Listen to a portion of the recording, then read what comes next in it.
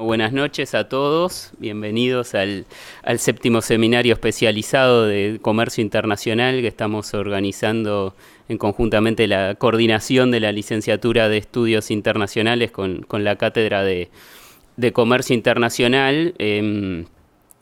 Ustedes no sé si están sorprendidos, pero yo estoy bastante sorprendido que sea la séptima edición, ¿no? No tanto por la vejez, Grace, sino que hayamos llegado a la séptima edición.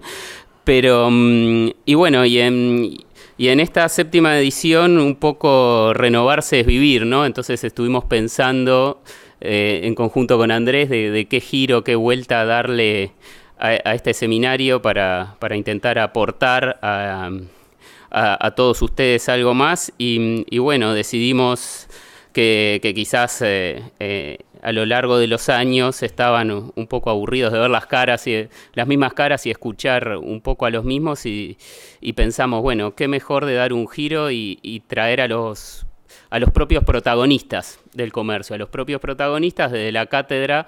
Los integrantes de la cátedra protagonizamos otros aspectos, pero siempre hablamos desde el punto de vista académico y no siempre coinciden 100% la academia, la teoría con la realidad, ¿no? Entonces un poco que hablen los propios protagonistas, los que están en el buen y en el mal sentido, en el barro del día a día. Y respetando, porque siempre está lo que funciona, hay que mantenerlo, los pilares de en los que estaba organizado este seminario, es decir, un primer pilar de actualización profesional, uno segundo de nuevas tendencias del comercio internacional o hacia dónde va el mundo, y después la discusión siempre candente y presente de la inserción internacional de Uruguay y dónde estamos parados y cómo estamos jugando. Bueno, para darle ese giro, la verdad que tengo que agradecer especialmente, conseguí que se vengan amistosamente, en principio, nunca los conozco, les puedo decir que es en principio, hablar tres grandes amigos, pero mejores profesionales y expertos en sus materias, ¿no? En primer lugar, de actualización profesional sobre el certificado de origen digital, nos va a hablar el economista Diego Fernández de la Asesoría de Política Comercial, que está acá porque trabaja para mí, ¿no? Estaba negado, pero le dije, no, Diego, es obligatorio, así que acá está con mucha ímpetu y buena voluntad. No, y es el que sabe del tema, ¿no? Por eso nos va a hablar de eso. Después, con respecto a la nueva tendencia del comercio internacional, la verdad que algo que nos apasiona a todos, y yo desconozco soberanamente, más allá de ser consumidor, que es todo este fenómeno del e-commerce y su creciente influencia en el comercio internacional, ¿no? Creo que es un tema que cada día es más relevante para el comercio internacional, para los acuerdos y para los no acuerdos, para cómo consumimos todos diariamente, y es totalmente distinto al comercio internacional estándar, ¿no? Recién alguien por ahí abajo me decía de los modos de prestación del comercio de servicios. Bueno, todo eso ha cambiado gracias al e-commerce radicalmente, y ahí tenemos una gran presencia que es de la economista María Noel Laborde, que tiene más de 10 años de experiencia en logística, comercio internacional, y tiene una combinación que en la Universidad Dort nos gusta particularmente, que es que trabajó en grandes empresas multinacionales dedicadas a este rubro y que ahora está en un emprendimiento personal, ¿no? Se decidió a emprender, arriesgar y jugársela con Viasendo, ¿no? Que recomiendo que visiten la web de la comodidad a la intemperie, emprendedora, y eso nos encanta acá en la Universidad Dort y lo fomentamos, entonces nos va a poder dar la visión general de cómo se maneja el e-commerce desde las grandes corporaciones y desde la lucha del día a día, ¿no? Ejemplos son bienvenidos. Y bueno, y finalmente, que va a venir porque está en camino, sobre la inserción internacional de Uruguay, y ahí pueden preguntar de forma candente e inquisidora. Nos va a honrar con la exposición la jefa negociadora por Uruguay, la embajadora Valeria Zuccasi, que es la directora general de Integración y Mercosur del Ministerio de Relaciones Exteriores, a quien hoy me tomé el atrevimiento de retar porque le dio declaraciones a Búsqueda y yo dije, no, las primicias las queremos en el seminario. Me prometió que va a dar alguna novedad acá, la esperaremos y si no les preguntaré. Bueno, muchas gracias a todos por su presencia y para empezar en el seminario le doy la palabra para hablarnos en materia de actualización profesional del certificado de origen digital, cómo facilita el comercio y en qué estado de situación está Uruguay al economista Diego Fernández. Cuando me invitó Juan a venir amablemente, enseguida dije que sí, tenía otras ocupaciones, pero las postergamos. Pensé también en el título, porque en realidad, si a uno le invitan a ver o a escuchar, digamos, una exposición sobre certificación de origen digital, no suena nada interesante a priori, porque en realidad es algo muy, muy específico, ¿no? Entonces dije, bueno, vamos a empezar explicando un poquito la importancia que tiene conceptualmente el tema, ¿no? Aparte porque estamos en un marco más académico, en una universidad, y lo que quiero transmitir son cuestiones no tan específicas, sí, que son del día a día, que importan mucho en términos operativos en el comercio exterior, pero sí transmitir las ideas conceptuales de la importancia que tiene, digamos, no este instrumento en sí, sino todo lo que tiene que ver con el acceso a mercado, y dentro de ese marco de acceso a mercado, un aspecto importante que son las normas de origen. Manteniendo el título de la presentación, que es la certificación de origen digital y los acuerdos comerciales de Uruguay.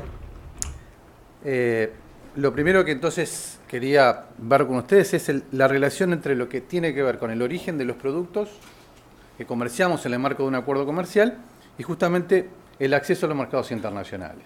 O sea, la primera pregunta es, bueno, ¿para qué sirve el tema del certificado? Y antes de eso, ¿para qué sirve el tema de normas de origen en el marco del comercio internacional? Así cuando viajamos, usamos la cédula de identidad para poder entrar a otro país, a otro territorio. En el caso de los productos, lo que debe viajar con el producto es como una cédula, un documento que es un certificado de origen. Y el certificado lo que hace es presentar el producto y decir ese producto es de Uruguay y si lo vendo a Brasil, esa cédula va a decir, la cédula del producto va a decir, bueno, ese producto es hecho en Uruguay y entonces puede usar los beneficios del acuerdo, o sea, puede usar el acuerdo Mercosur y eso no es menor. Y para llegar a eso se construye una reglamentación, una normativa en el marco de cada acuerdo, que es lo que delimita en definitiva cómo un producto puede cumplir ese origen y por ende cómo puede aprovechar un acuerdo. O sea, es un tema que es muy técnico, pero es un tema fundamental, entonces vincularlo con el acceso a mercado. Entonces, ¿y por qué es importante eso? Porque Uruguay tiene en este momento acuerdos comerciales vigentes con 18 países. ¿Sí? Mucho se habla de si Uruguay está inserto en el mundo y eso seguramente lo hayan visto con Juan en la materia, lo hayan leído en la prensa, etcétera, y siempre se habla de, bueno, ¿qué está pasando con Uruguay en materia de política comercial y qué pasa en términos de firmas de acuerdo, ¿no? Siempre este tema ha estado en el debate político y académico desde hace bastantes años, y en los últimos, que se han cumplido aniversarios del Mercosur, etcétera, y que se ha reeditado la negociación con la Unión Europea, como de vuelta ha estado en el tapete el tema, bueno, la inserción comercial del Uruguay y las posibilidades de firmar acuerdos con más países. Y firmar acuerdos con más países implica entonces abrir los mercados. Y abrir los mercados implica poder venderle en mejores condiciones. Y vender en mejores condiciones implica, bueno, cumplir con determinadas normas. Concretamente, para acceder al trato arancelario preferencial, es decir, a la baja de aranceles, los exportadores, y vamos bajando más en terreno, los exportadores, quienes producen y venden para el exterior, tienen que cumplir con unas normas. Y esas normas son las normas de origen. Dentro de las normas, que es un circuito muy normativo, es decir, un conjunto de normas, de artículos, digamos, de disposiciones, reglamentos, etcétera, existen aspectos más concretos que son las reglas. Y las reglas de origen son, en definitiva, lo que el producto en sí tiene que cumplir. Por ejemplo, si nosotros exportamos un auto a Brasil, bueno, ese auto tiene que ser producido de determinada manera. Si yo traigo un auto de China prácticamente sin pintar y lo pinto acá, y lo vendo a Brasil, probablemente eso no cumple el origen y por ende no puede usar los beneficios del Mercosur. Entonces, lo que tiene que cumplir son las reglas de origen. Esos son los requisitos o reglas de origen.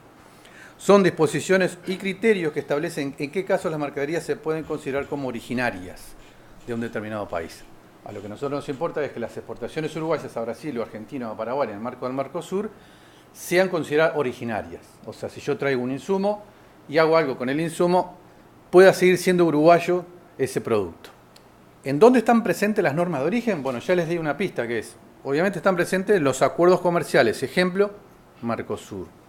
Pero también están presentes en otro tipo de esquemas preferenciales. Por ejemplo, cuando nosotros le vendemos carnes, cereales, etcétera, a Rusia, en Rusia tenemos, del otro lado, un sistema generalizado de preferencias. Es un esquema que se llama Sistema Generalizado de Preferencia, que lo que hace es permitirle a países en desarrollo, en este caso, que le vendan a Rusia con rebaja de aranceles. Pero para venderle a Rusia, ¿qué va a pasar? También vamos a tener que cumplir normas de origen. Concretamente, el producto que se vende a Rusia tiene que cumplir una específica regla de origen. Entonces, ¿dónde están estas disposiciones? ¿Dónde están los temas de origen? Bueno, en 3 lugares. Primero, en los acuerdos comerciales preferenciales, como les acabo de decir. Un ejemplo es el Mercosur.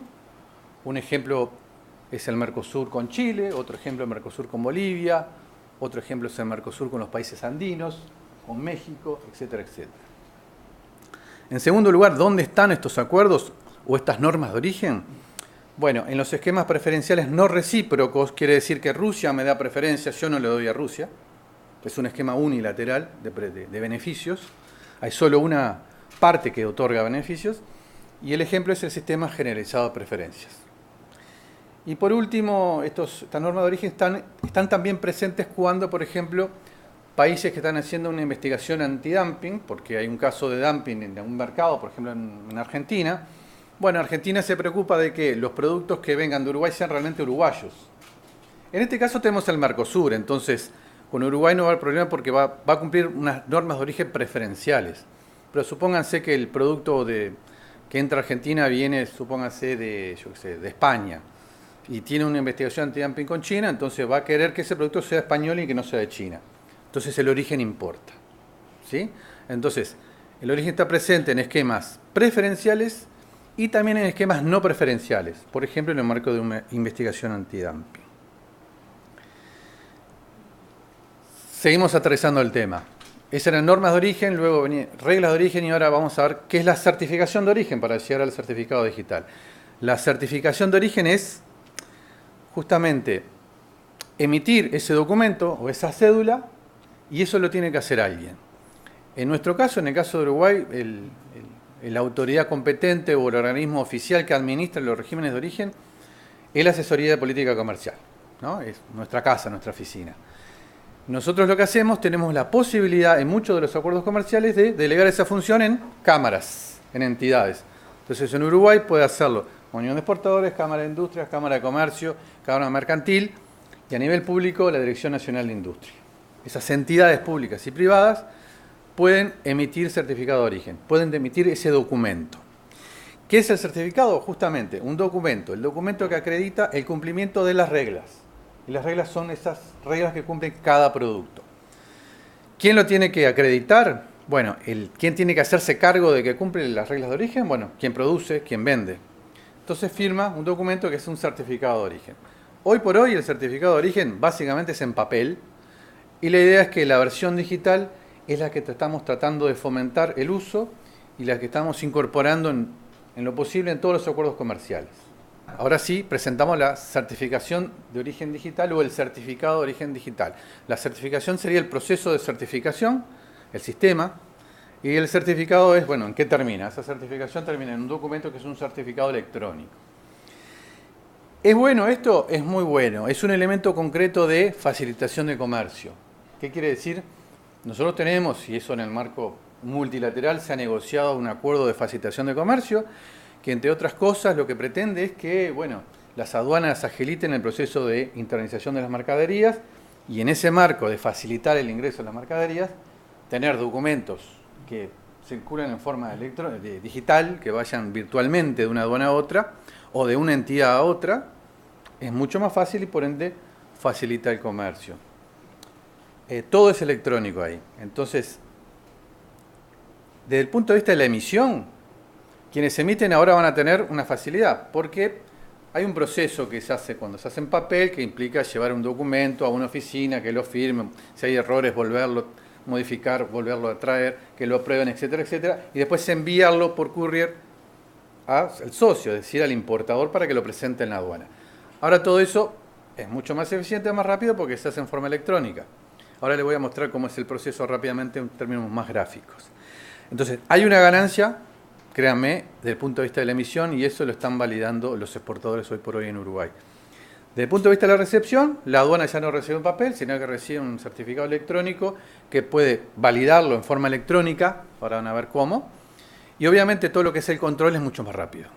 ¿Cómo funciona? Se lo voy a explicar ahora, pero para explicarles cómo funciona, rápidamente les digo quiénes son los principales actores y componentes que están involucrados, para entender la siguiente gráfica.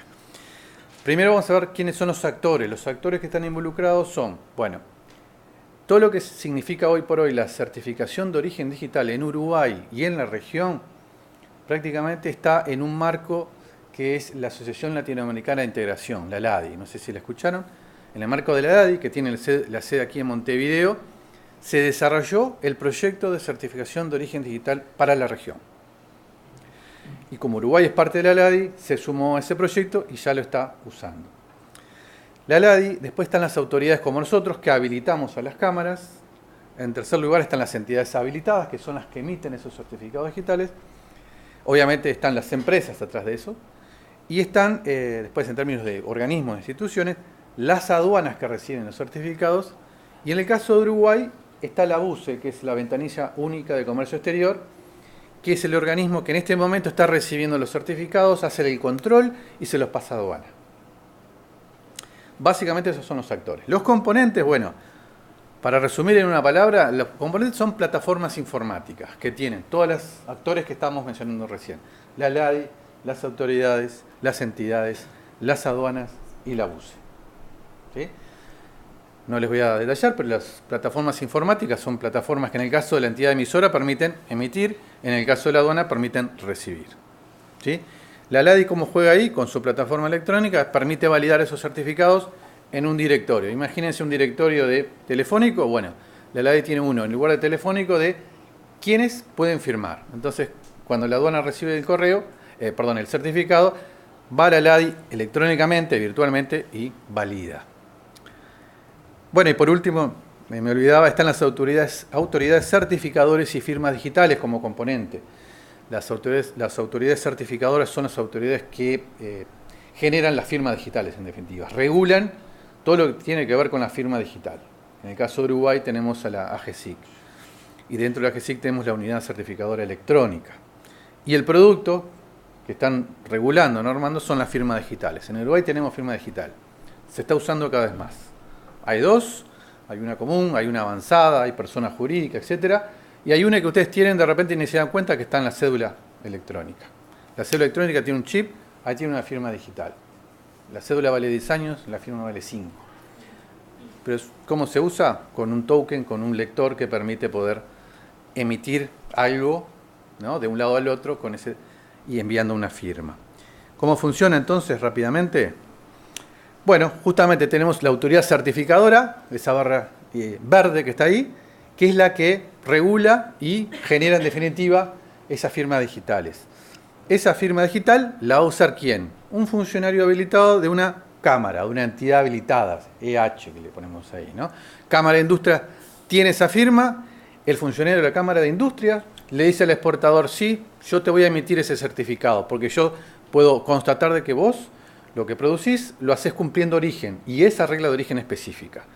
Firma el certificado entonces viaja, ¿no? O sea, firma, la entidad habilitada tiene ese funcionario que firma el certificado, el exportador antes de cuando está solicitando el certificado firma la solicitud, o sea que también tenemos una firma por parte del exportador, ¿sí? Hasta ahora está saliendo por primera vez la firma, ¿no? El exportador que firma la solicitud y los funcionarios que firman el certificado. Después de ahí, el certificado vuelve porque la entidad firma el certificado electrónico y se lo da al exportador, ¿sí? Ese exportador, ¿qué hace con ese certificado? Sigue haciendo lo mismo que hacía con el papel, pero lo hace más rápido. Se lo envía a alguien. ¿A quién se lo va a enviar? Como decíamos recién, a quien va a concretar esa operación comercial. al importador del otro país.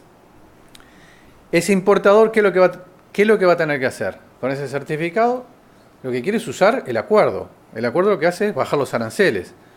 Y lo va a poder usar porque da fe el exportador que cumple las reglas de origen. Entonces el importador recibe ese archivo, ¿sí?, en formato electrónico y lo presenta, perdón, ya me presentó todo acá, lo presenta a la aduana del país al cual nosotros estamos vendiendo, o sea, la aduana del país importador.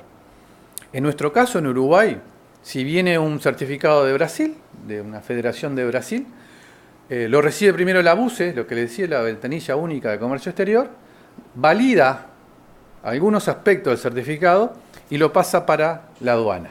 Y en la aduana hace un control del contenido, básicamente, ¿no? Básicamente, digo, es lo más importante, pero quiero decir, no se fija en los planos formales como se fija la BUCE, sino que ya se pone a analizar los componentes del certificado de origen en sí. Es decir, si cumplen la regla de origen, si tienen toda la información válida, si están invocando una regla correcta, etcétera, etcétera. Lo que hace la aduana es entonces, como les decía, ir a una plataforma y validar. ¿Cómo valida?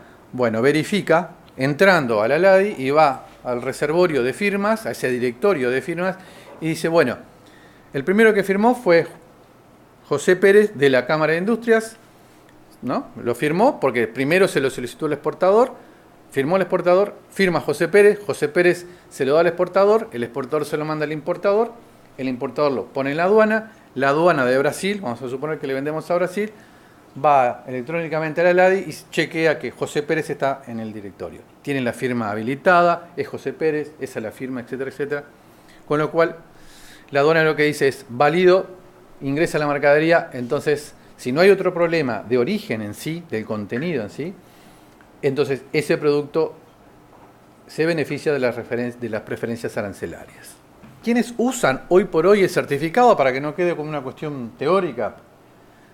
El certificado de origen digital fue un proyecto de la LADI que empezó hace un poco más de 10 años, o sea, hace bastante que se está intentando desarrollar. Bueno, hubo lentitud por distintas razones en el proceso de avance. Para nuestro gusto, algo digital tendría que avanzar rápidamente. Estamos en un mundo que se está acostumbrando a usar este tipo de instrumentos. No se dio el avance tan rápido hasta que Brasil y Argentina empezaron a liderar el avance y hace 1 año y medio empezaron a intercambiar entre ellos. Ahí nos sumamos nosotros. Ahí nos invitaron y nosotros ya estamos en condiciones de poder sumarnos. Entonces, en primer lugar, es en la región Latinoamérica donde se está usando el certificado de origen en el marco de la LADI, como les decía muy temprano, porque ahí nace el proyecto. En segundo lugar, todos los países están usando gradualmente, cada vez más, este tipo de instrumentos. Tercer lugar, marcar o destacar que hay unas diferencias en los matices, y unas diferencias en las plataformas informáticas, en los procedimientos, que eso estamos tratando de hacer una convergencia. Y por último, lo que les decía recién, bueno, destacar que Argentina y Brasil lideraron este proceso, empezaron y ahora Uruguay se sumó desde este año. ¿Qué está haciendo Uruguay? Bueno, justamente iniciando el camino del uso intensivo de este certificado de origen digital. Para ello, previamente, primero lo que hicimos fueron pruebas. Las pruebas permitieron probar todos los sistemas informáticos. Decíamos, ¿no? Como componente teníamos plataformas informáticas, entidades, exportadores, aduanas, BUCE, etc. Bueno, eso lo probamos. Eso finalmente, al hacer las pruebas, entendimos que estaban las plataformas y las entidades prontas. Entonces, desde el 9 de abril del 2018, desde este año, Uruguay empezó con Argentina y Brasil el mismo día, al mismo tiempo, a intercambiar en sus operaciones comerciales en el marco del AC18, en el marco del AC2, que es el acuerdo que permite el intercambio de bienes automotrices, lo cual no es menor. El comercio de bienes automotrices es importante para Uruguay y para los socios. Tener este acuerdo dentro del proyecto del CODE es muy importante. Y con Argentina, en el caso del sector automotor, usamos el AC57, que es otro acuerdo. Usamos 3 acuerdos, entonces. El AC18, el AC2 y el AC57. Esos 3 en este momento están habilitados para poder, digamos, ampararse en el certificado de origen digital. Bueno, desde ese momento hasta ahora se están usando en forma no digo exponencial, pero se está usando cada vez más el certificado de origen digital. Tenemos, no tengo la cifra exacta, vamos actualizando, estamos complementando con la información con las entidades, pero tenemos 1.300 a 1.500 codes que ya se han emitido por parte de Uruguay. Tenemos eso un poco más todavía recibido por parte de la aduana nuestra, de codes que enviaron Brasil y Argentina, o sea que estamos hablando de más de 3.000 certificados, tanto en el ingreso como en el egreso, que ya están siendo usados por operadores de comercio exterior en el Mercosur. ¿Cuál es el propósito? Inmediato, diría yo, es lograr incorporar a Paraguay en este proceso y que en el Mercosur ya no exista el papel. Pasemos todo a certificado de origen digital.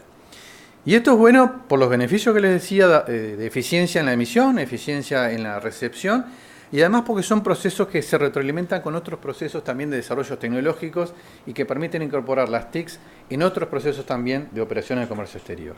Para marcar algunas ideas, como para concluir y para que queden claras algunas ideas fundamentales. Primero, el COD, entonces, el certificado de origen electrónico, es claramente un elemento de facilitación del comercio. Hay beneficios teóricos y comprobados por lo que nos manifiestan las entidades, tanto aduaneras como las entidades que emiten los certificados y los exportadores. Ahí ya tenemos 3 agentes y eso nos alienta como para seguir usando el certificado. Segundo lugar, lo que decía, los exportadores e importadores lo están usando, o sea, en la realidad se ve que cada día crece más el uso, tanto de lo que es de nuestro lado, de Uruguay, como de Argentina y Brasil. Y esto es un comienzo, quiero decir, estamos hablando de que el comercio exterior de Uruguay con Argentina y Brasil es muy importante. Hay decenas de miles de certificados de origen que ya se ve en papel, con lo cual tenemos un potencial enorme desde el punto de vista del comercio exterior de Uruguay en el Mercosur. En tercer lugar, el uso de este instrumento, del certificado, potencia y se alimenta de otros avances como el uso generalizado de la firma digital. Pasó que, por ejemplo, cuando nosotros desarrollamos todo lo que son las pruebas y el intento de hacer uso del COD con Argentina y Brasil, nos juntamos con AGESIC, que está desarrollando un proceso de reconocimiento de firmas entre los países, y pasó que simultáneamente lo que nosotros estamos haciendo con Brasil, AGESIC estaba trabajando con su organismo gemelo, es decir, el AGESIC de Brasil, para avanzar en todo lo que tiene que ver con el reconocimiento de firmas digitales. Y eso tiene un impacto bastante interesante, bastante fuerte en lo que tiene que ver con el comercio digital. Entonces, creemos que esto es como un elemento más de otros que nutren todo lo que tiene que ver con el comercio electrónico y facilitación de comercio, y por lo tanto nosotros vamos a contribuir a que esto se haga más intensivo y tratar también de nutrirnos de otros procesos que son conexos y alimentarnos entre nosotros. Y en cuarto lugar, bueno, lo que les decía, que existe un potencial para implementar el COD a nivel del Mercosur, porque falta Paraguay, a nivel de la relación de Uruguay con Argentina y Brasil, porque estamos diciendo, tenemos decenas de miles de certificados de origen y tenemos 1.000 y algo de certificados emitidos y algo de recibidos. Por lo tanto, hay un potencial enorme para usar el COD en el comercio de Uruguay. Pero además tenemos posibilidad de usar esto con otros socios. Entonces, es como que tenemos como una zanahoria, como un propósito ahí que no lo vamos a alcanzar nunca, porque siempre se va extendiendo la frontera de hasta dónde puede llegar. Entonces eso como que es motivante, y porque es algo concreto y sabemos que tiene un impacto, entonces vamos a seguir comprometidos con esto. Así que bueno, muchas gracias. Primero una reflexión general que Diego ahí lo dejó entrever, pero bueno, uno le encantaría que esto digital tuviera una inserción más rápida en el tiempo, en la realidad, pero también por temas legislativos, ustedes se imaginarán que el certificado de origen en papel, digamos, ahora es igualmente válido que el digital. Cada uno opta y ahí va en nuestros, por más que sea más rápido, más eficiente y todo lo que dijimos que Diego está convencido que lo es y yo también, después están costumbres y tradiciones de si quiero enviar en papel o no en papel. Para que el del papel deje de estar, implicaría un cambio del marco legal diciendo que el de papel deja de ser válido, ¿no? Hay países que han optado por ese camino y tienen una inserción más rápida, pero ante tanto eso no, en el mundo digital del certificado de origen digital, pero ante tanto eso no pase, es hay que validar los dos y por supuesto cada exportador, cada uno elige con qué manejarse.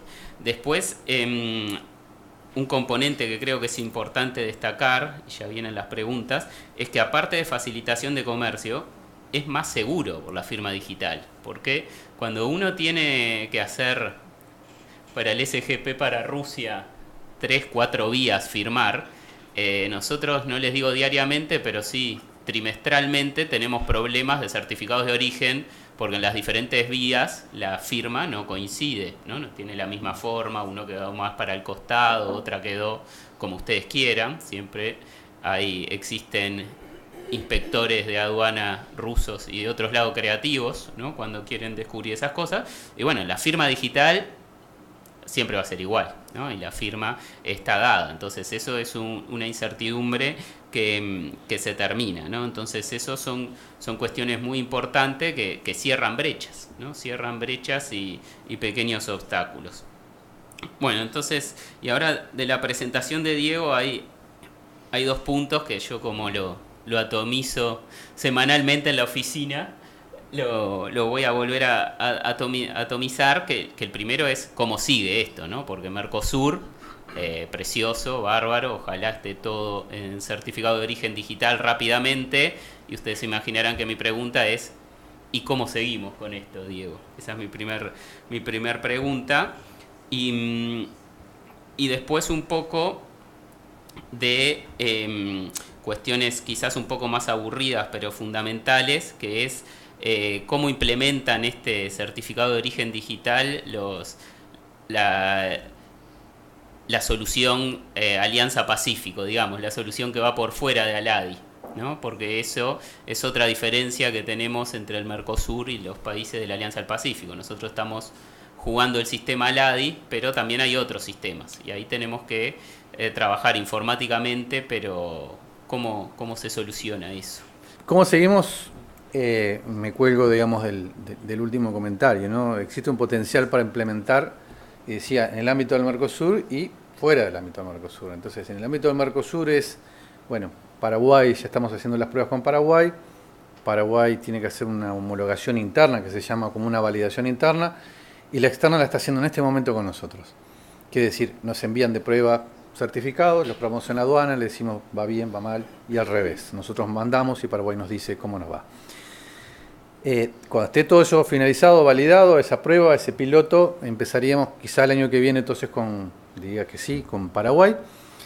Y primer objetivo entonces podríamos concluir con Mercosur y determinar una fecha para eliminar el papel. Y lo vamos a hacer.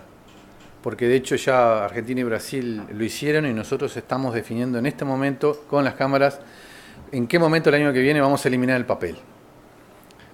Como es un proceso, estamos conversando con las cámaras para ver también si están todas prontas, cómo va creciendo el interés de los empresarios, etcétera, etcétera. Eso en el ámbito del Mercosur. Que se haga en el Mercosur un proceso ya, digamos, importante de utilización de este mecanismo nos parece relevante también para conversar con los otros socios. ¿Cómo seguimos afuera? Bueno, tenemos que tener en cuenta 2 cosas. Uno es, como la ALADI nació el certificado de origen digital nació en el marco de la ALADI, hay diferentes países que están trabajando. Y como decía, algunos con plataformas que son diferentes a las nuestras y procedimientos diferentes. Pero hay países que ya están, digamos, interesados en hacerlo y nosotros también con ellos, como por ejemplo Chile. Entonces con Chile vamos el año que viene esperamos hacer un proyecto piloto para probar y empezar con el uso en el marco del ACE35 con Chile. Ahora con el nuevo acuerdo, en el marco del nuevo acuerdo. Y vamos a hacerlo probablemente con México, con Colombia, y la idea es extendernos a toda la región. Poder usar esos certificados con toda la región de ALADI. ALADI vieron que son 13 países, son Sudamérica menos Guyana, más México, Panamá y Nicaragua. Bueno, la idea es entonces avanzar en la región y tener en cuenta lo que decía Juan recién, que tenemos matices. Y ahí está el tema de que Vieron que en la región se habla muchas veces de Mercosur, Alianza Pacífico, como dos bloques como que no se pueden rozar, como que no se pueden tocar porque parece que son dos mundos diferentes. Y en realidad la Alianza Pacífico son países que están en la LADI y que por lo tanto también iniciaron el camino del desarrollo del certificado en el marco de la LADI. Dada la lentitud que se dio un poco en el marco de la LADI, los países de la Alianza desarrollaron una forma un poco más, más particular a lo que ellos podían desarrollar en ese momento y en forma bilateral, ya no a nivel regional.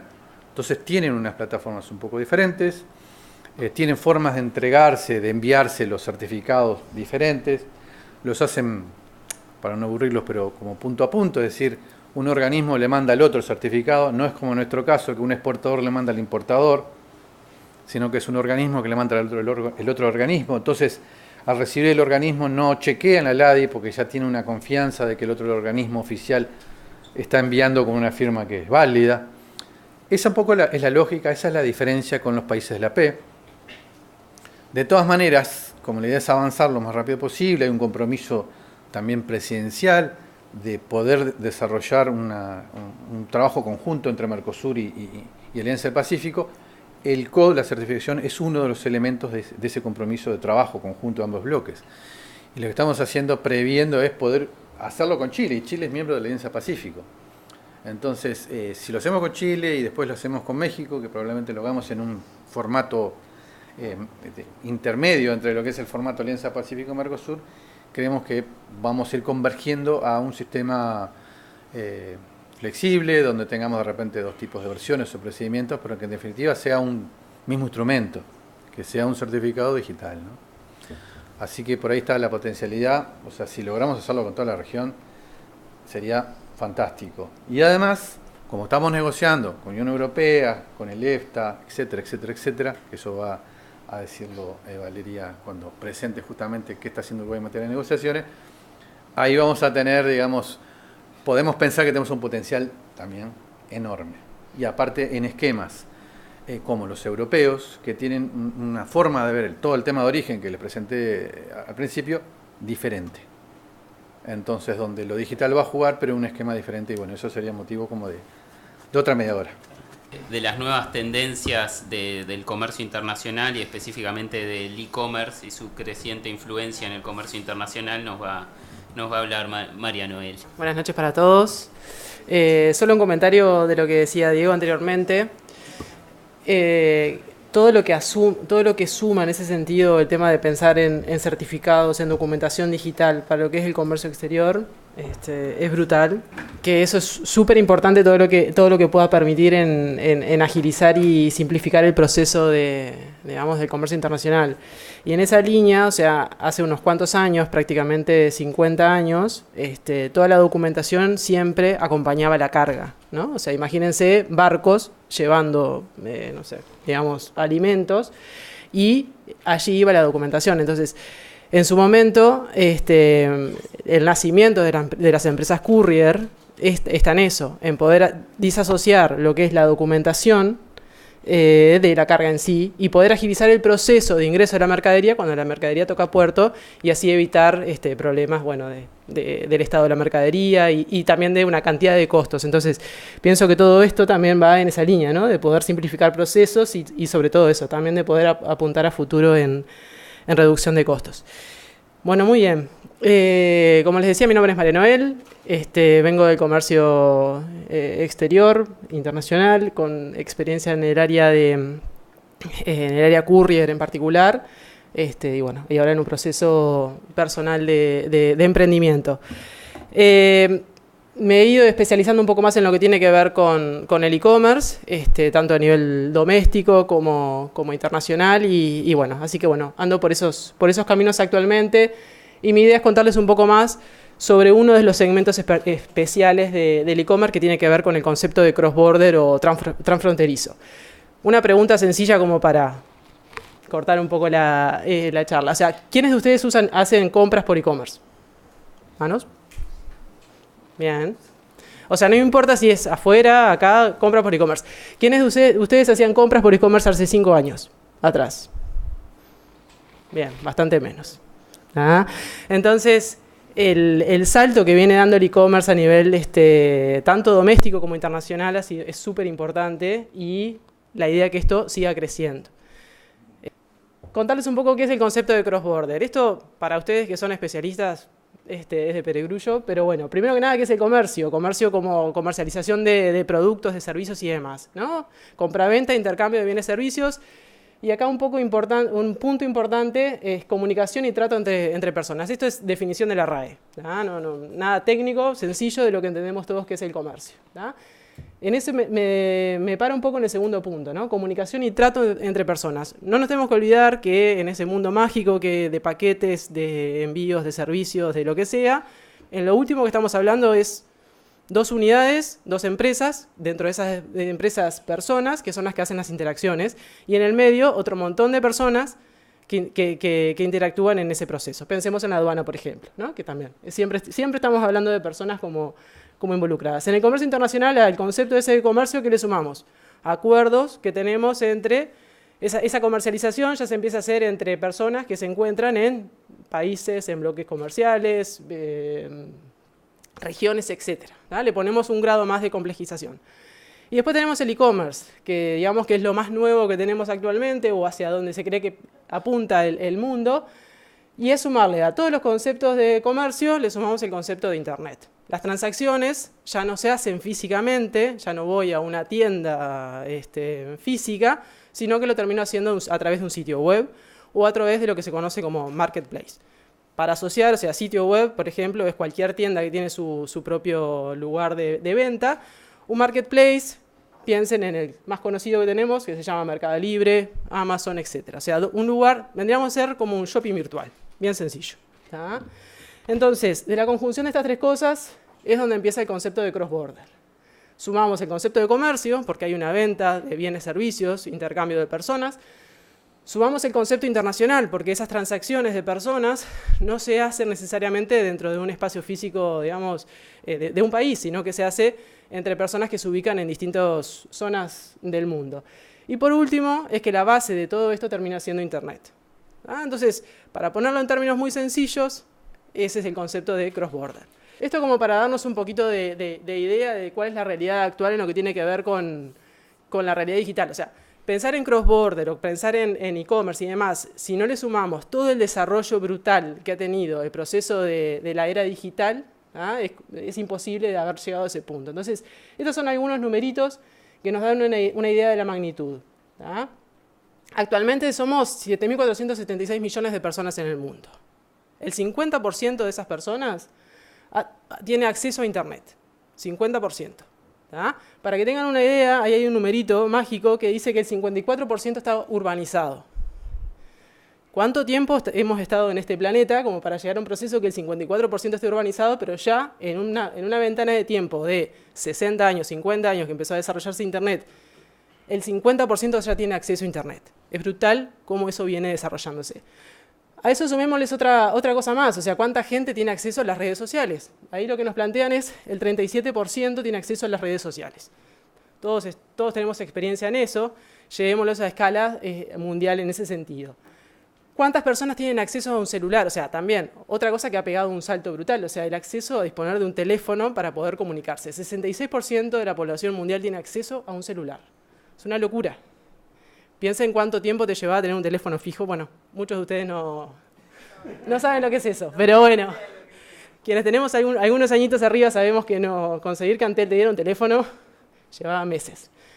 Y otro detalle central es cuántos tienen actividad de redes sociales en celulares. 34%. ¿Qué es lo que me está diciendo ahí? Es que se está dando también otro paso en el proceso de la era digital, que es pasar de la desktop, de la computadora, al celular. Y eso es un poco lo que les estoy diciendo de lo que ustedes viven todos los días. Así que bueno, esa es un poco la realidad. Esto es como conocer un poco más cómo es la penetración de Internet. O sea, de vuelta, el e-commerce sin Internet es algo que no lo puedo pensar. Entonces, esta es la realidad un poco de cómo está el mundo actualmente. ¿Sí? Claramente, bueno, el norte, por un montón de motivos, son los que tienen bastante más desarrollado el acceso a Internet por habitante, estoy midiendo ahí, y nos da que el promedio mundial es ese 50%.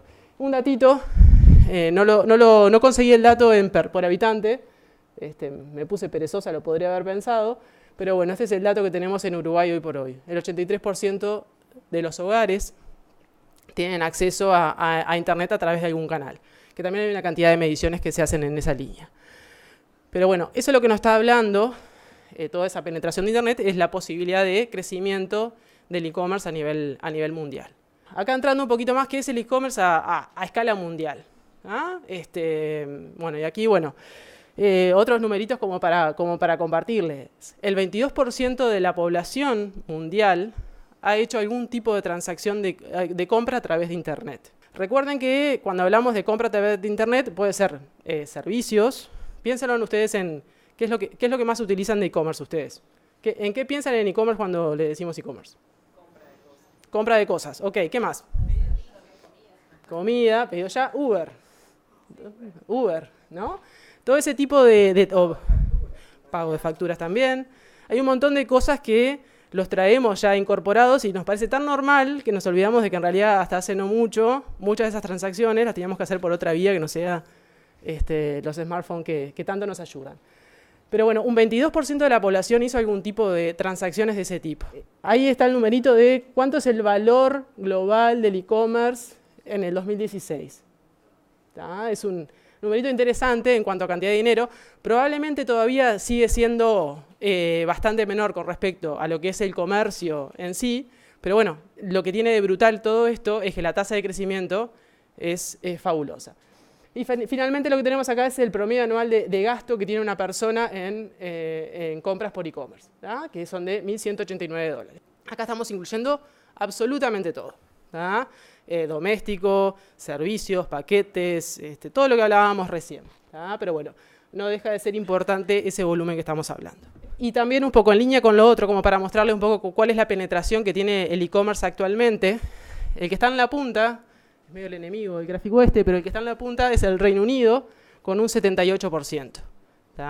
Es el que tiene mayor penetración de e-commerce por habitante. Piensen que no tengo el número de cuál es la población del Reino Unido, pero el 78% de esa población hizo algún tipo de compra a través de Internet, de servicio, de paquete, de lo que sea. En el caso, para poner, no tenemos a Uruguay en los numeritos, pero para ponernos cercanos, tenemos a Argentina con un 50%. Todos los que están en la punta son todos del norte. Lo cual tiene que ver también con lo que hablábamos también del acceso a Internet y demás. O sea, cuanto mayor acceso tengamos a Internet, mayor es la posibilidad de que efectivamente el comercio empiece a moverse por esa línea. Pero bueno, y tenemos a Egipto medio en el fondo, pero eso les da una idea de la penetración del e-commerce que existe actualmente a nivel por país. Y esto también para contarles un poco, o sea, a nivel de e-commerce se están dando dos movimientos bastante fuertes en los últimos años. Y lo bueno que tiene todo esto es que cuando hablamos de años, es casi como hablar de meses. En los últimos 24 meses. Es brutal cómo viene evolucionando en un periodo de tiempo muy corto. O sea, piensen que el e-commerce en su desarrollo real es del año 97, 98, que es cuando surgió Amazon en la venta de sus libros. O sea, es algo muy reciente y el destape real que ha tenido, digamos que ha sido en los últimos 10 años. Se están dando dos movimientos centrales. Uno que tiene que ver con el concepto de llevar el e-commerce a escala mundial, que es un poco lo que les voy a continuar contando después. Y lo siguiente es a que esa estrategia digamos, esas transacciones pasan de realizarse en lo que es vía computadora, tablet y demás, para tener un rol fundamental el mobile. Y acá me detengo un segundo. Para quienes tenemos algunos años encima, de pensar de leer algo, un diario o lo que sea en el celular, era impensable. ¿Estamos de acuerdo? Los más veteranos. O sea, de pensar de poder adaptar la vista a algo tan chiquitito como eso y poder leer un artículo. Y hoy yo no leo nada en una computadora. Todo lo leo en un celular. Entonces, ese lleven de algo sencillo, que es la lectura, a algo un poquito más complejo, que es hacer una transacción. O sea, yo tengo un listado de productos que quiero comprar, ahí le doy comprar, pago, traigo la tarjeta si la tengo que cargar. O sea, una cantidad de acciones que lo hacemos en un espacio diminuto así. Y eso es lo que ha permitido el desarrollo brutal del e-commerce, o sea, la conversión de dejar la computadora a que sea algo tan fácil como un celular. Y lo hemos ido incorporando de una forma súper natural. Pero bueno, también es un salto que se ha ido dando. Entonces, ahí lo que nos está mostrando es, ok, son dos datos, cuántas búsquedas se hacen de e-commerce y cuántas compras efectivamente se terminan cerrando. ¿Qué es lo interesante? Bueno, obviamente que en el caso de desktop, sigue siendo una herramienta súper útil y es mucho más fácil hacer cualquier acción o transacción a través de la computadora, sumado a que, bueno, ahí hay otro tema que tiene que ver con el desarrollo de las páginas web para poder brindar esos servicios a través de la opción mobile. Pero fundamentalmente es, digamos, por excelencia la mejor opción. ¿Qué es lo que tiene? Es que no ha tenido un crecimiento en el último año. Aquí estoy comparando 2016-2017. De una encuesta que realiza UPS a nivel de Estados Unidos en particular. En el caso de las tablets ha venido perdiendo terreno, pero el que viene creciendo de vuelta es el smartphone. Entonces, los dos grandes cambios que se están dando en el e-commerce hoy es, por un lado, el mobile, la versión mobile, las compras mobile, y lo siguiente es lo que tiene que ver con el cross-border. Y en eso es lo que voy a estar metiéndome ahora. No soy especialista en comercio internacional en el sentido teórico, ¿ah? Pero sí lo que sé es que, bueno, el comercio internacional históricamente lo pensamos en términos de negocios que hace una empresa con otra empresa, ¿tá?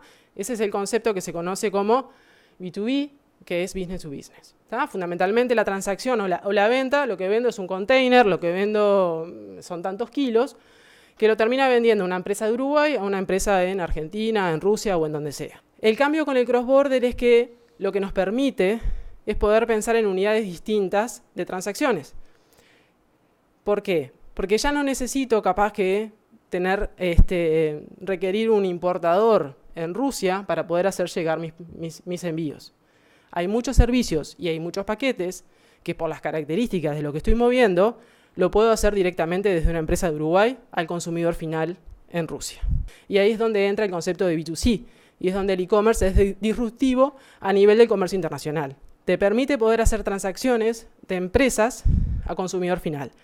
Y otro paso más, te permite poder hacer transacciones de consumidor a consumidor, ¿sí? Lo que nosotros conocemos en Mercado Libre o cualquier otra de estas aplicaciones en las cuales vendo algo que me sobra en mi casa, que ya no lo estoy usando, lo vendo a otro consumidor, bueno, se le puede llevar a una escala a través de distintas plataformas que te permiten hacerlo a nivel internacional. Digamos que de todas formas, eso está un eslabón más abajo. Hoy por hoy la realidad es que el e-commerce como concepto de cross-border está mucho más pensado en términos de B2C. Yo empresa tengo algo para vender y no necesariamente lo tengo que vender a nivel local, sino que tengo la posibilidad de poder ofrecerlo a potenciales clientes del mundo. De vuelta, en ese proceso de la transformación física a lo digital, imagínense, ¿quiénes han trabajado en una empresa exportadora, importadora o algo por el estilo? ¿Alguien tiene experiencia en eso? Perfecto. Lo que es pensar para una empresa uruguaya de colocar su producto en cualquier lugar del mundo, de poder contar con el marketing, de poder contar con hacer los contactos a niveles de destino, la cantidad de costos asociados para eso, participaciones en feria, bueno, eso creo que es lo menor. Conseguir un socio, que ese socio funcione realmente. O sea, hay una cantidad de costos que no digo que desaparezcan porque no desaparecen, pero sí lo cierto es que se vuelven mucho más manejables, ¿tá? Y en eso es donde entra esto. ¿Por qué? Porque en realidad termina siendo una gran oportunidad para lo que son pymes a nivel mundial y países digamos en desarrollo, como es el caso de Uruguay, de poder acceder a lo que se conoce como los marketplaces, pero a nivel más global. O sea, ese mercado libre que tenemos hoy, piénsenlo en otras opciones un poquito más desarrolladas en cuanto a experiencia de cross-border, como puede ser Amazon, Alibaba, Tmall, son todos, o sea, en el caso de Amazon es americano, pero Alibaba y Tmall son marketplaces chinos, que probablemente algunos de ustedes lo conozcan porque hayan hecho algún tipo de compra. También está eBay, está Etsy, que son también plataformas que lo que te permiten a yo, pequeña pyme, tengo una forma de poder acceder a ese mercado mundial y poder hacer llegar. Obviamente que para eso un punto central es poder contar con socios estratégicos que te permitan hacer llegar, en el caso de paquetes, hacerlo llegar a ese lugar del mundo, ¿tá?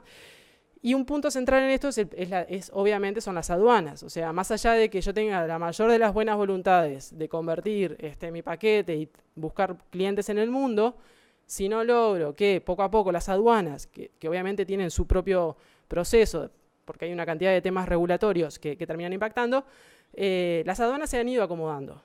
Perfecto.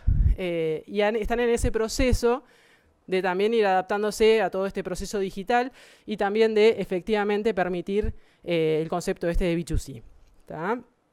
Y además también es cierto que el sector de logística internacional también está en pleno proceso de transformarse de su concepto de le vendo a empresas a le empiezo a vender también, le hago la intermediación entre empresa a empresa para empezar a hacer la intermediación entre empresa-cliente final.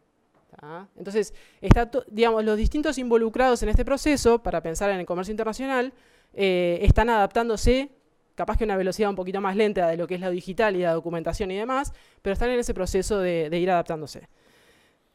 ¿Cuáles son las oportunidades que tenemos pensando en el cross-border? Bueno, en realidad hay muchas oportunidades.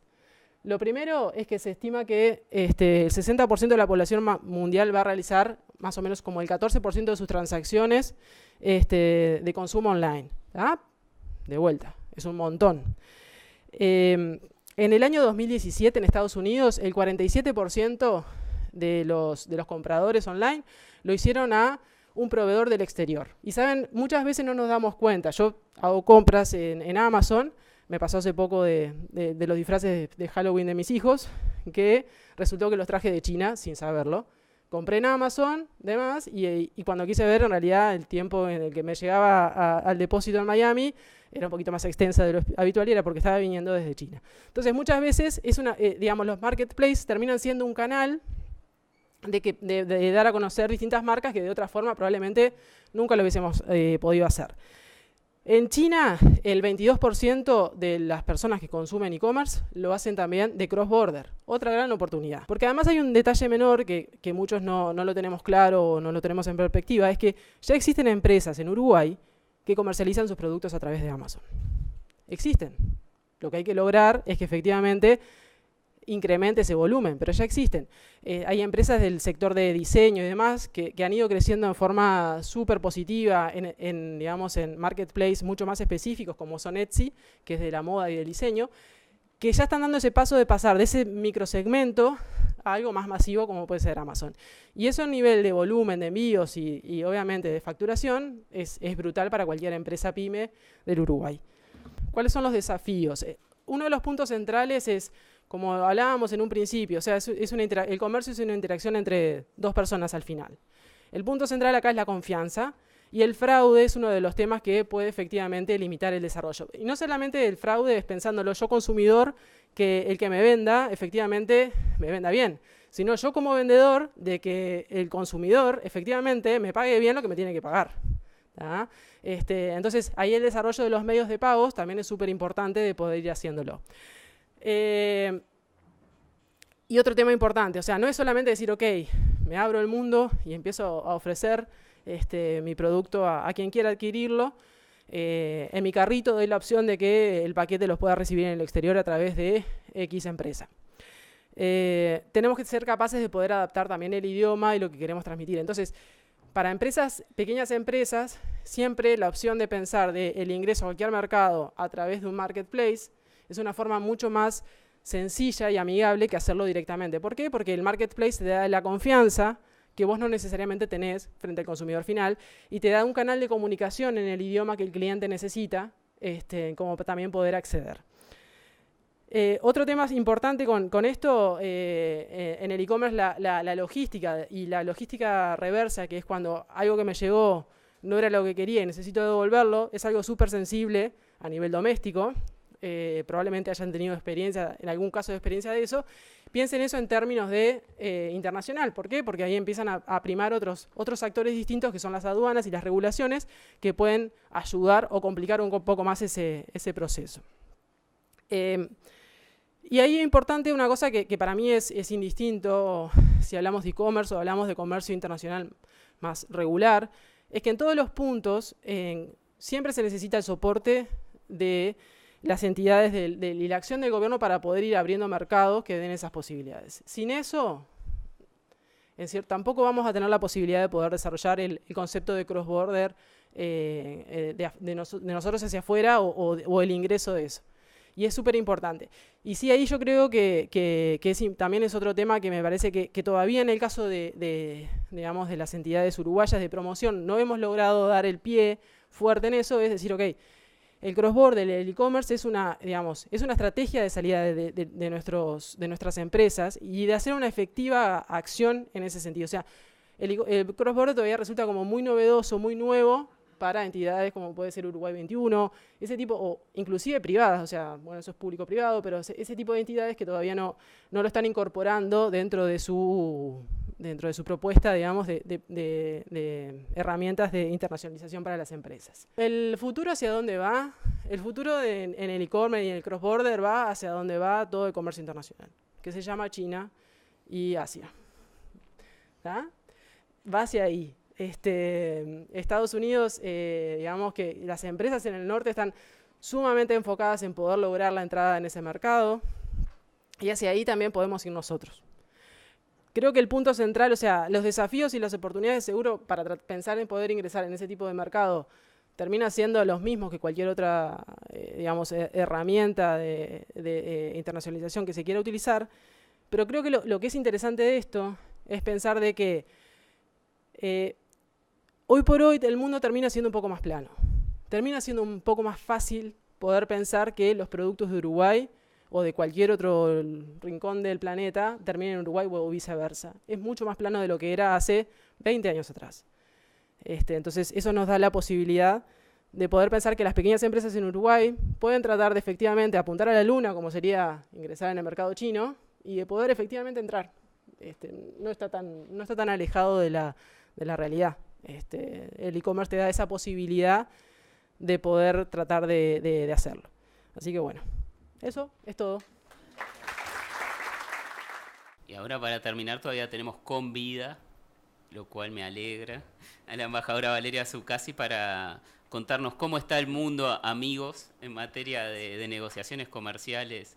¿En qué está Uruguay, embajadora? Bueno, buenas noches a todos. Es verdad, tengo una gripe terrible, así que sabrán disculpar si no estoy todo lo lúcida que debería estar, y debería haber sido Juan el que se haya levantado y dejado sentarme ahí en vez de tenerme acá parada, pero bueno, ya aprenderá en algún momento. No, ya está, perdiste la oportunidad. En realidad, la idea es hablarles un poquito en qué están las negociaciones comerciales que tiene hoy por hoy el Uruguay en marcha a través del Mercosur. Habrán leído, habrán escuchado hablar mucho, pero la idea es sacar un poco lo que leen en un diario y lo que pueden escuchar en la televisión o en una radio, y ir un poquito más a entender qué es lo que está pasando y por qué hoy es un momento tan especial tal vez para lo que es la inserción del Uruguay. Hoy por hoy, a través del Mercosur, que es una herramienta que el Uruguay siempre ha percibido como una oportunidad de inserción, vamos a decir, una plataforma para insertarnos en el mundo, tenemos una agenda comercial de negociaciones con terceros que es extremadamente amplia, algo que Uruguay históricamente ha reclamado y ha esperado del Mercosur, y que se vuelve realidad y de a poco vemos concretarse, y para nosotros realmente es motivo de gran alegría y de gran satisfacción. Tenemos las eternas negociaciones Mercosur-Unión Europea. Digo eternas porque habrán escuchado tantas veces decir que hace 20 años que estamos negociando. A nosotros a veces para levantarnos el ánimo se nos da por contar diferente y decimos, en vez de decir 20 años, reconozcamos cuánto hace que en serio estamos sentados en una mesa y negociando. Nosotros empezamos hace muchos años, pero esta negociación está llena de suspensiones, retomadas, relanzamiento, suspensión, relanzamiento, suspensión, y en realidad si uno saca la cuenta no hace mucho más que 6, como mucho 7 años que estamos realmente negociando con la Unión Europea. De todas formas es largo, obviamente que todos nosotros preferiríamos que una negociación comenzara y se terminara en un máximo de 2 años y medio, pero no es el caso, y eso es porque sencillamente, como les habrán explicado más de una vez adentro de una clase, es una negociación compleja, es una negociación difícil que opone a dos bloques comerciales que tienen intereses que no siempre son fáciles de conciliar. A la famosa agricultura y la exportación agrícola del Mercosur frente a los intereses industriales de la Unión Europea, hoy por hoy es una visión un tanto simplista. La realidad es que lo que hace más complejo este acuerdo es que la Unión Europea tiene intereses en toda la cancha. La Unión Europea tiene intereses en materia industrial. Seguramente, obviamente, habrán escuchado hablar de su interés en los automóviles, en maquinaria, pero también tienen interés en agricultura. Ahora nos piden acceder a nuestro mercado de lácteos, nos piden ingresar con frutas, nos piden ingresar con alimentos procesados. Entonces empiezan a ser competidores nuestros también en el mercado que es el nuestro, que es el Mercosur. Tienen además intereses en materia de servicios, tienen además intereses en materia de compras gubernamentales, tienen intereses en materia de inversiones, tienen en materia de temas como comercio y desarrollo sostenible, es decir, imponer agendas que en lo comercial también estén vinculadas al medio ambiente, que estén vinculadas a lo laboral. Y el Mercosur, a diferencia de la Unión Europea, tiene intereses ¿dónde? Tiene intereses en agricultura. Y tiene intereses en alguna cosa más, pero básicamente la ganancia percibible de este acuerdo sigue estando en donde estaba al comienzo de la negociación. Es decir, que uno tiene un marco muy limitado en donde puede ganar, que son las famosas cuotas agrícolas, mientras que tiene una amplia gama de elementos o espacios en donde pagar. Y eso hace que el acuerdo a veces parezca muy caro. Y los europeos son muy inteligentes, ¿no? Uno no hay que olvidarse de con quién está negociando enfrente. Es verdad que ellos han negociado con muchísimos países y con todos esos países han sabido obtener y llevarlos hacia donde quieren. Entonces a veces es muy difícil también explicarle a la Unión Europea que el Mercosur no es Colombia, no es Ecuador, no es Perú, pero tampoco es Japón, tampoco es Vietnam, tampoco es Estados Unidos, con quien ahora empiezan a conversar. El Mercosur es lo que es. El Mercosur, podríamos hablar horas de si es perfecto o imperfecto. La verdad que a mí no me interesa demasiado entrar en esas consideraciones. Para mí el Mercosur es lo que es. Y el problema que tenemos nosotros a la hora de negociar, y esto siempre es muy importante que ustedes lo entiendan porque a veces nosotros tenemos que estar, sobre todo quienes estudiamos carreras relacionadas con lo internacional, deberíamos estar obligados a repetir las historias como corresponde. El Mercosur es lo que es. Y uno, para negociar con el Mercosur y cerrar un acuerdo con el Mercosur, tiene que entender lo que es. O sea, uno no puede venir e imponer la libre circulación desde afuera. Uno no puede venir e imponer la eliminación del doble cobro de arancel desde afuera. Ojalá, ojo, somos uruguayos, ojalá se pudiera. Pero lamentablemente no es así. Uno puede generar las reformas de a poco, uno puede avanzar o promover una agenda de integración desde el exterior, pero puede promover, no imponer.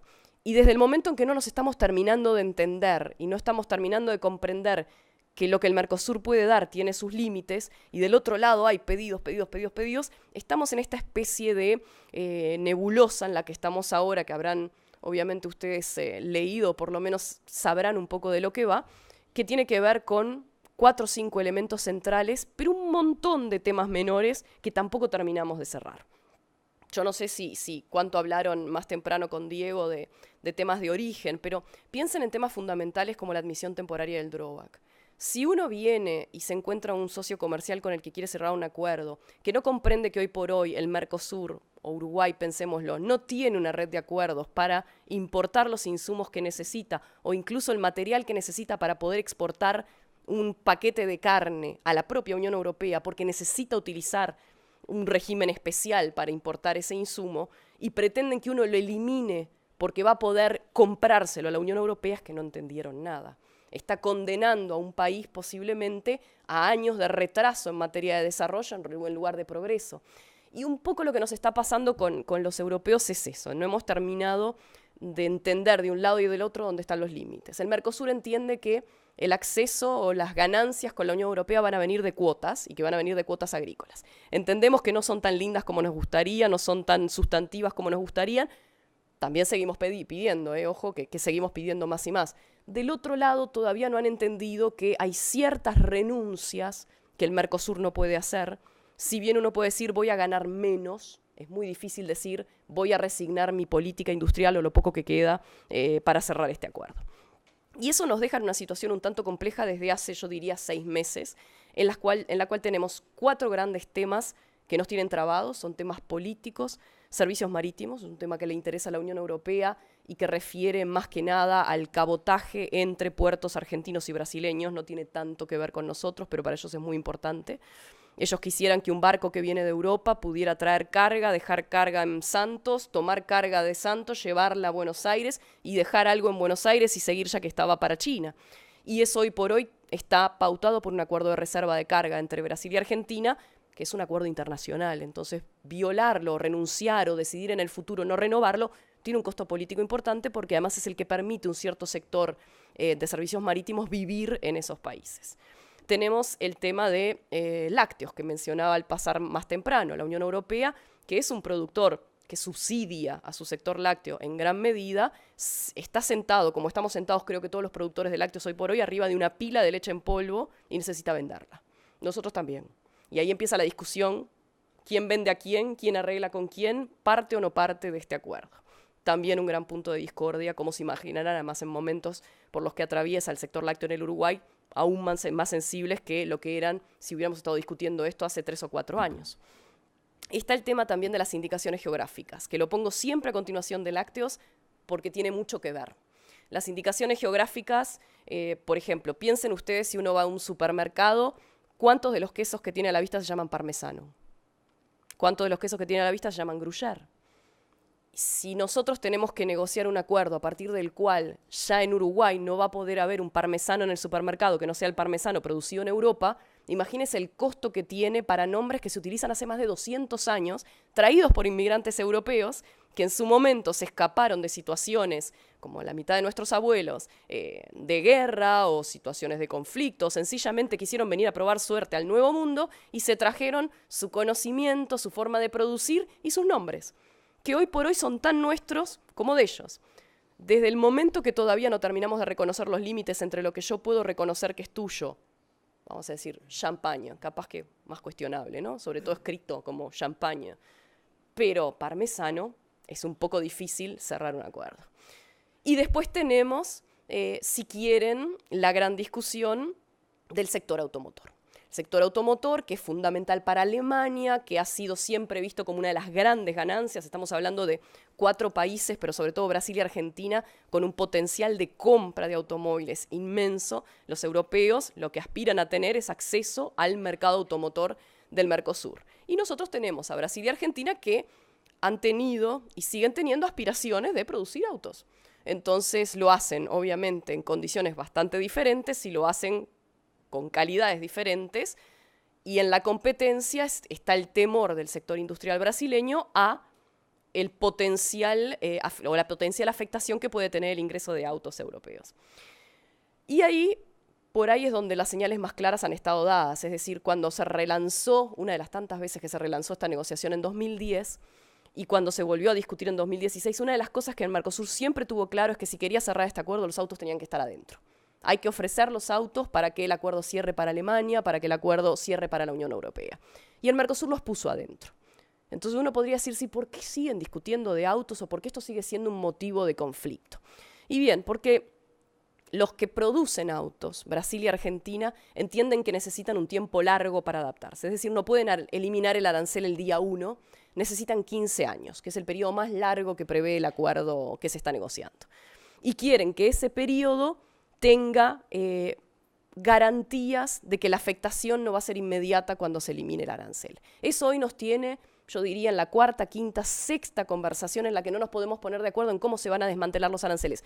Pero no se equivoquen, para repetir, el arancel se elimina. Estamos hablando de si se eliminan 10, 12, 15, si se elimina directo, si es escalonado, si tiene un periodo de gracia, pero se elimina, a diferencia de los aranceles de nuestra carne, que ahí seguirán por los siglos de los siglos. Entonces uno diría, con esa situación, ¿qué es lo que impide que cierre este acuerdo? Es difícil imaginarse, hay lecturas políticas del lado europeo que creen que el Mercosur en este momento no está pronto para cerrar un acuerdo, o que tal vez prefiere esperar qué es lo que pasa con las elecciones en Brasil, o que prefiere determinar si en el futuro otro tipo de gobierno podría ser más proclive a una apertura comercial, o sencillamente que no se está sabiendo leer que hemos llegado a los límites de la negociación, que a veces es la percepción que tenemos nosotros, y que esa idea de seguir pidiendo, va a llegar al final del día a un acuerdo que sea más aceptable o más vendible en Europa. El temor nuestro como Uruguay, como les decía, como eterno demandante de inserción, es que volvamos a perder una oportunidad y que estemos presenciando algo similar a lo que presenciamos en 2004, cuando la negociación se suspendió, y es esa incapacidad que tuvieron las partes de saber entender que estaban al límite del fracaso. Y cuando uno siente que está tan cerca del éxito, el asumir que está al borde del fracaso es aún más costoso, porque genera una frustración muchísimo mayor. Y eso se traduce en la interacción, en el trabajo que se hace día a día. Ustedes habrán visto que los cancilleres del Mercosur se reunieron hace 15 días, 10 días en Montevideo para hacer un nuevo esfuerzo. Dijeron, bueno, veamos, queremos cerrar este acuerdo, hagamos un nuevo esfuerzo. Veamos qué es lo que podemos responderle positivamente a la Unión Europea para mostrar nuevamente, porque este es el cuarto paquete de soluciones finales que va a presentar el Mercosur, por cuarta vez consecutiva le vamos a presentar un documento que decimos, esto es lo que nosotros entendemos que podría ser las características de un acuerdo final. Podrán decirme, ¿y para qué siguen ofreciendo? ¿Y para qué siguen haciendo el esfuerzo? Y bueno, porque seguimos creyendo que hay una oportunidad en esta negociación y que hay una oportunidad si uno hace el esfuerzo. Ahora, los límites siguen siendo los límites. Si del otro lado esto se percibe como me dieron un poco más, vamos a seguir pidiendo, porque capaz que dentro de un par de meses todavía me dan un poco más, de nuevo, borde del fracaso. Esta es la visión negativa y más pesimista de la noche. Ahora les levanto un poco el humor y la esperanza en la inserción del Uruguay. Considérenlo un momento de catarsis personal. Lo que ha generado la nueva actitud del Mercosur en materia de negociaciones es que hayan vuelto a golpearnos a la puerta un montón de países y de socios comerciales con los que siempre el Mercosur quiso negociar, pero por X motivo no se terminaban de concretar. Hoy por hoy nosotros estamos negociando con EFTA, que reúne a los países de la Unión de Libre Comercio de Europa, no Unión Europea, Noruega, Suiza, Liechtenstein, Islandia, y con ellos estamos avanzando rápidamente, ya intercambiamos ofertas, estamos rápidamente cerrando textos porque básicamente ha cambiado un poco la actitud, si no importa si es aceptable, no hay grandes estrategias, se acepta de los dos lados y se sigue. Se empieza a nuclear o a bloquear aparte lo que es realmente complicado y lo que va a haber que discutir hasta el final del día.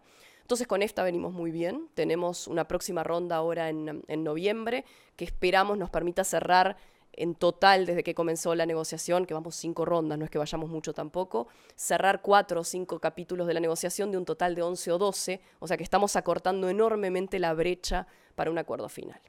Después viene uno de mis favoritos, lo digo así honestamente y entre casa, que es Canadá. La negociación con Canadá es una negociación altamente pragmática. Los canadienses saben a dónde quieren llegar, y para llegar ahí, si van por acá, por acá, por acá, por acá, o dan 5 vueltas, no importa, aceptan. Y eso para el Mercosur es espectacular. Porque el Mercosur no es lineal. El Mercosur tiene 4 países con realidades e intereses diferentes, con sensibilidades diferentes. Entonces, para el Mercosur, sentarse con un socio comercial con el que con toda confianza uno puede decir, miren, esto no lo puedo hacer. Y digan, bueno, pero si te doy más tiempo, y no lo voy a poder hacer. ¿Y por qué? Porque mi Parlamento no lo aprobaría. Y que digan, bueno, entonces, ¿saben qué? Vamos a encontrar una alternativa, no lo vamos a hacer. Eso nos ha permitido avanzar en 4 rondas, lo que creo que ninguno de nosotros pensamos que íbamos a avanzar. Vamos a intercambiar ofertas en los próximos días.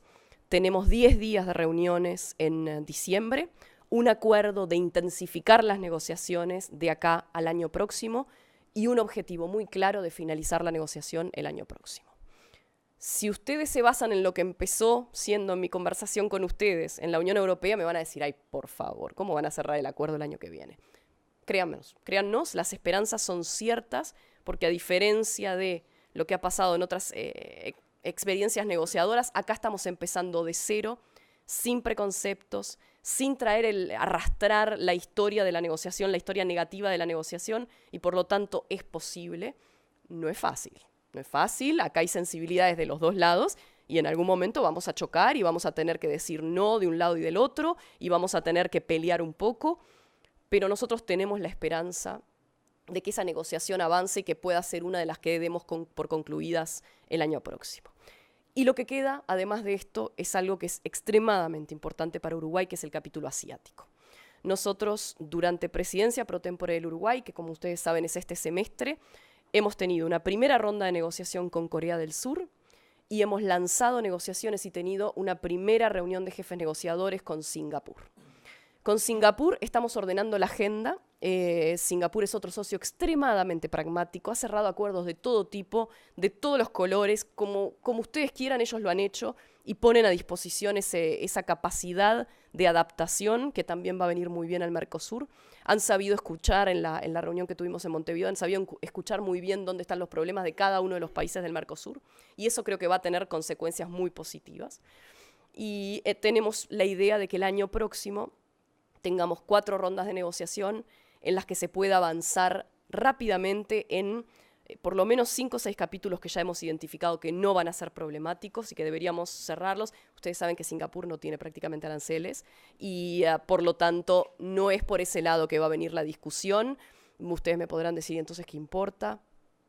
Todo tiene su importancia, todo tiene su elemento estratégico, todo construye hacia lo que es la inserción también en el continente asiático, porque no se olviden que Singapur es miembro de ASEAN, y ASEAN permite negociar a sus socios separados, o sea que nosotros podemos empezar con Singapur, y capaz que atrás de Singapur golpea la puerta algún otro de los socios de ASEAN que pueda aportar en lo comercial y en lo arancelario algo diferente. Y con Corea del Sur no es que tampoco vaya a ser una negociación fácil. Imagínense si yo les hablaba de las sensibilidades en el sector automotor al negociar con la Unión Europea, la sensibilidad de negociar autos con Corea tampoco es pequeña. Pero de nuevo, no arrastramos toda esta larga historia de negociaciones que no se culminan y por ahí si uno comienza siendo muy honesto y explicando desde el inicio los límites de lo que puede dar frente a los límites de lo que puede dar el otro, también es cerrable. Atrás de eso, Mercosur tiene toda una serie de diálogos abiertos que todavía no han prosperado y no se han transformado en esquemas de negociación, pero que, vamos a decirle, están en las gateras, están esperando, son los que pueden transformarse. Y ahí viene Japón, ahí viene una reunión que tuvimos con China hace pocos días, ahí viene pequeñas señales que empezamos a recibir de Vietnam, Nueva Zelanda, que lo podrán ver como competitivo, pero que tiene su interés, y empiezan a surgir cada vez más. Entonces, lo que estamos buscando es la pequeña pieza del dominó que caiga y tira todas las que vienen. En su momento pensamos que podía ser la Unión Europea, hoy tal vez nos inclinemos más para pensar que pueda ser Canadá el que se cierre primero, pero sí crean que la agenda hoy es una agenda de negociaciones real, no es inventada. Si no cerramos acuerdos no es por culpa del Mercosur, no hay un problema de que el Mercosur no se pone de acuerdo, no hay un problema de que los socios del Mercosur no quieren abrir sus mercados. Sáquense eso de la cabeza. Preconceptos, respuesta sencilla, facilita para echar la culpa siempre para el de adentro, muy uruguaya, en vez de mirar para afuera, siempre echarnos la culpa a nosotros. Así que como mensaje final, una agenda que crece, que esperamos que continúe, que no se vea afectada y que a nuestro modo de ver tiene oportunidades de concretarse en el próximo año en al menos 1 o 2 frentes. Muchas gracias.